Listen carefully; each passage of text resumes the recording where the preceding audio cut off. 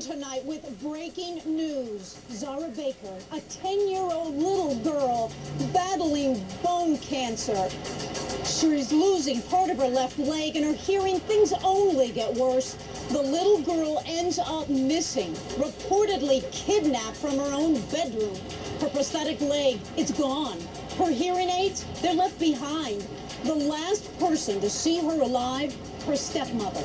Major developments tonight. Reports are that stepmother is now claiming that she was the one that suffered abuse and bruising, not Zarah. After investigators find a bone believed to be Zarah's, her biological mother is breaking her silence. That's right, biological mother is breaking her silence in an emotional television interview from Australia. We will hear from Zarah's biological mother tonight. Searching for her little girl for years, Zarah's mother insists she has been kept away from Zarah by the father, Adam Baker, finally tracking down her little girl on the internet. But it was too late. Zarah was gone. This as we obtain more and more exclusive interviews about what Elisa Baker says happened to her. Stepmother's cousin steps forward for the very first time defending her. We have the exclusive interview. Stepmother says she found Zarah dead, claiming the 10-year-old had been sick again. Stepmother also claims she has taken a polygraph. And tonight, for the very first time, we go inside the Baker home. What happened to 10-year-old Zarah?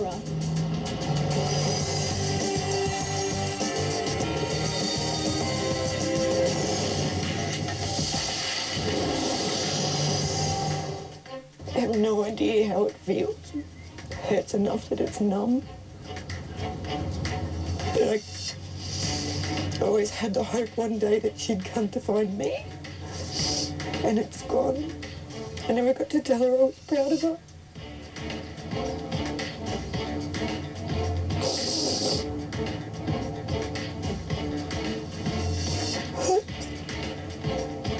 But you did find her. 3 days before she was reported missing. Don't find her soon enough.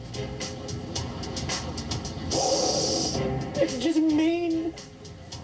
It felt like somebody was playing a mean game on me.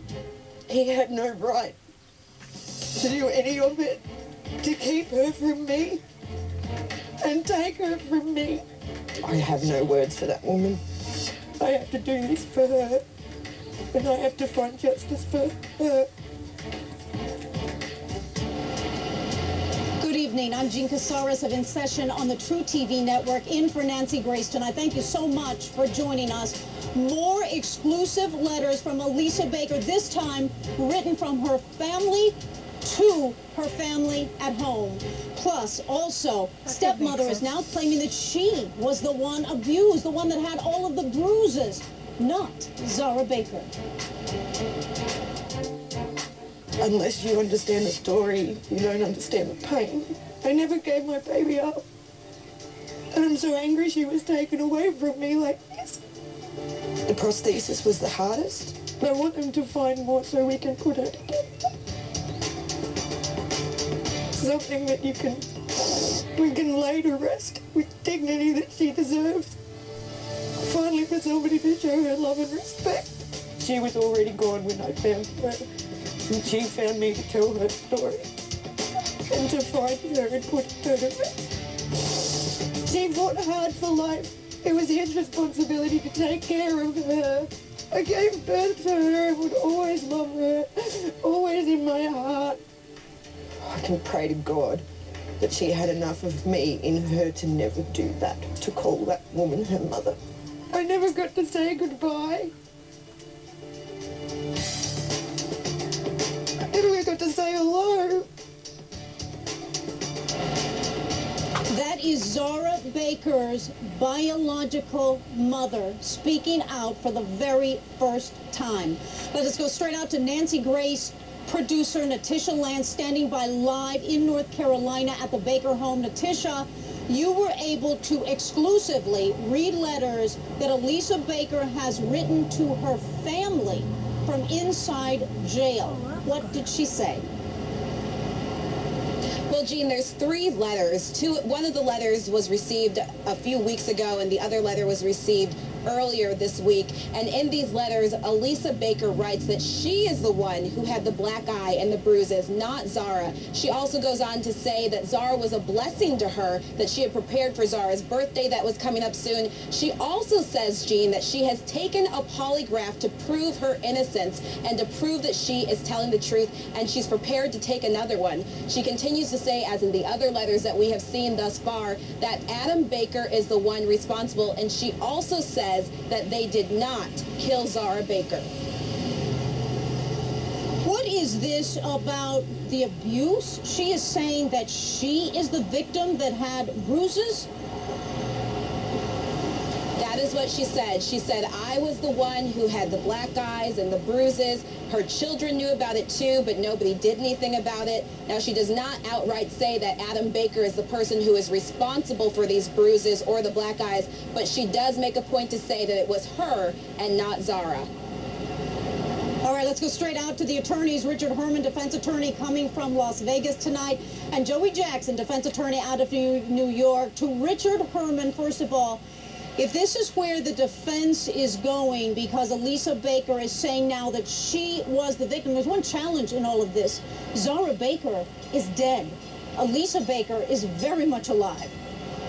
Hey, Gene, what defense? There's no case against the stepmother or the father. There is just no case at this point in time. We don't know if that bone that they found is the child's bone. There's so much work that has to get done here before any charges can be brought for the death of this poor child. This is a tragic case, but there's a lot more police work that has to get done here, Gene. Well, Joey Jackson, I beg to differ with that, because in her own handwriting, she said, we didn't really kill her. She places herself at the scene. So she's got criminal defense attorneys right now. They're developing a defense. Yeah, well, that's true. But, you know, to Richard's point, the fact of the matter, Gene, is that these cases are built upon evidence. And what we need to look for here are any physical evidence relating to the disappearance. We need to look for any eyewitnesses or anything else that could corroborate the fact that she was involved or the husband was involved in the disappearance and, sadly, perhaps the murder of this child. We just don't know enough. Now, in examining these letters, Gene, clearly now she is taking on the position that she suffered some trauma, she loved the child dearly, and that she had no culpability in the event these letters are ultimately admitted in court in the disappearance or the death of the child to begin with. But she's the same woman that wrote the ransom note. Gene, she's the same woman that wrote... Back to Natisha Lance. That wrote... Yeah, she wrote the ransom note. She has no credibility. I think she's nuts. There's no credibility in these notes. This is just craziness. Insanity. Didn't know right from wrong. Okay, Natisha Lance, you got an exclusive interview with a cousin of Elisa Baker for the first time stepping out. Why did the family want to come forward at this point of time to support Elisa Baker?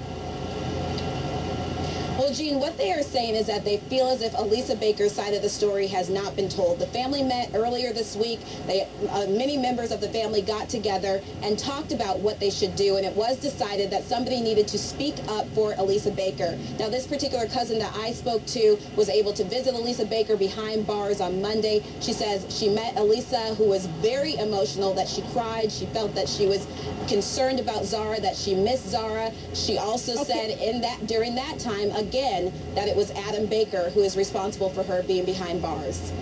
Now, Natisha, we want everybody to hear this. We're going to let everybody hear this in just a second, but I want to know, why did she make us shoot it in the shadows instead of seeing her face?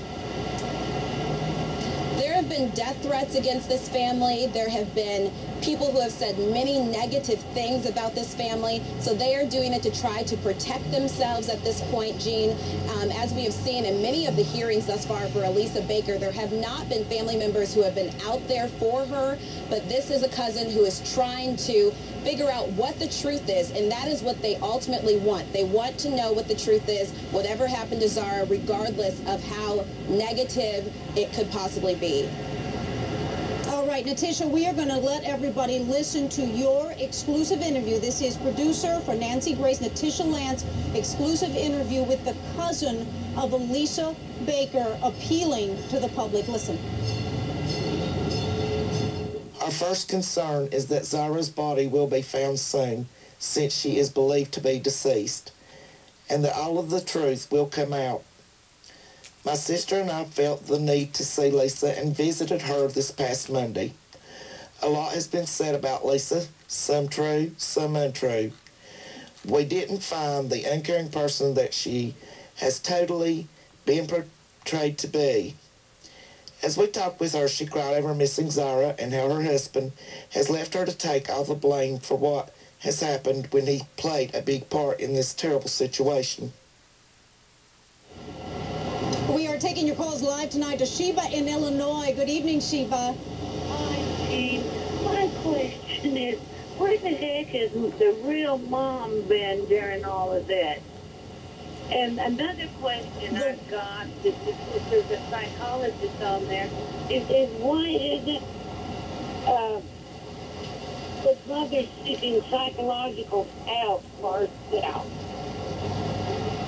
Sheba, I'm going to go to your first question first, because we have got with us tonight exclusively from Australia the gentleman that got the interview with Zarah Baker's biological mother. His name is Robert Ovadia. He is the senior reporter from 7 Network Australia. You interviewed Zarah Baker's biological mother. Thank you so much for joining us tonight from Australia. My pleasure, Gene. First of all, tell us, when you met her, when you first met Zarah Baker's biological mother, what were your thoughts about her as a person? She's lovely. She is absolutely lovely, and I had the privilege of speaking to her for 4 or 5 days before we actually met. I know there's been a lot of criticism, millions of Americans asking why she hasn't come forward, why she doesn't want to speak. It's a very intimidating process here. She's dealing with the likely loss of her daughter that she's chased through the years, chasing Adam Baker around Australia and then to America. But beyond that, she's got her own 2 kids she has to deal with, and she's very aware that she would be stepping into the public spotlight. This is not a decision that she took lightly, and it took me 4 or 5 days to convince her to even speak with us. When I did speak with her, she came across as very warm, very sincere, and there is not a syllable of her story that I doubt. Jane? A shocking discovery. They're getting closer and closer. A bone that could be related to the Zarah Baker case. Canines, police, backhoes, search teams. Police believe it's human. All fingers have been pointed at her. She wants to tell her story, she said. Zarah's mother started posting on the internet, excuse me, October 25th. And I am surprised that no one has managed to find those posts. I will not put out any information regarding it, but Emily put out a lot of stuff on the internet October 25th. It's all available to read in detail.